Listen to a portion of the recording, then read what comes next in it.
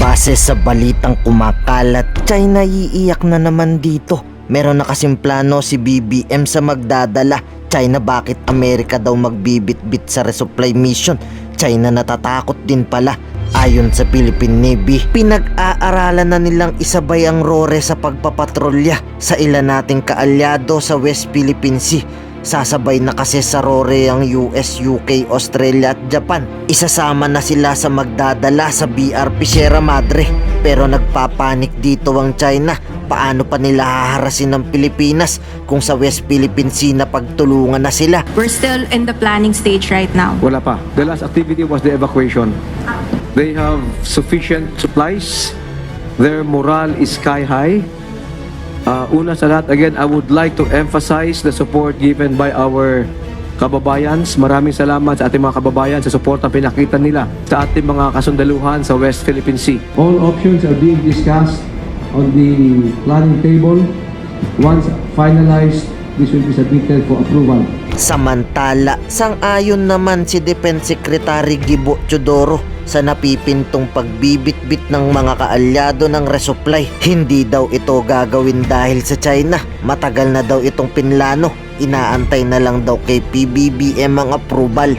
We are going to do the RORE as routinely and as possible, but we'll wait for the National Maritime Council to give us the appropriate guidance in terms of timing, in terms of other issues, and the DFA and the NMC. May target date? Wala pa. Pero ayon kay AFP spokesperson Colonel Padilla, nag-uusap na ang dalawang general ng Pinas at US kung kailan isasabay ang RORE sa mga misyon ng Amerika. Plano kasing isabay sa balikatan ng resupply mission ng US. Willing daw dito ang Amerika. To involve other upcoming talks in terms of our compliance with the Dystonia and other matters in terms of our partnership with the US. Paglilinaw pa ng mga general ng AFP at Philippine Navy, hindi totoong pinapakalat na fake news. Hindi totoong nag-walk out sa command conference lahat ng general.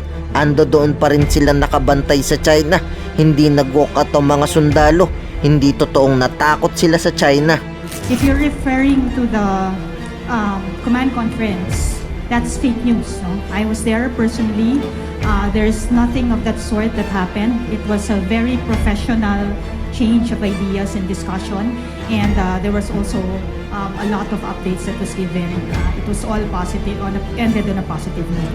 That is 50% fabrication, 50% imagination, 100% false.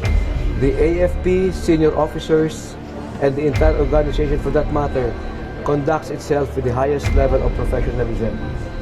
Let us be very careful in picking up stories and check on the veracity, especially of the source. Marites warfare. The AFP is a professional organization. We conduct ourselves with the highest level of professionalism. The chain of command is intact. Ngayon, ikaw bilang Pilipino, ano ang masasabi mo at reaksyon sa balitang ito? Mag-iwan ka ng komento sa ibaba at atin pong babasahin isa-isa.